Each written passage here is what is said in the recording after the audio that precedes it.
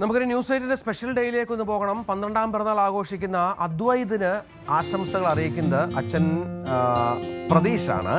News 8 Palakkad സാരഥി കൂടിയാണ്. അമ്മ ഇന്ദുവും ചേച്ചി അനുഷ്കയും സുഹൃത്തുക്കളും ബന്ധുക്കളും അദ്വൈതിന് എല്ലാ ആശംസകളും നേരുന്നു. തിരുവനന്തപുരം സ്വദേശികളായ ഷാൻ ഫാത്തിമ ഇവരുടെ വിവാഹമാണ് ഇന്ന്. ആശംസകൾ അറിയിക്കുന്നത് ജിഹാസ് പൂവച്ചലാണ്. ഷാനും ഫാത്തിമയ്ക്കും വിവാഹാശംസകൾ ന്യൂസ് 8 നേരുന്നു.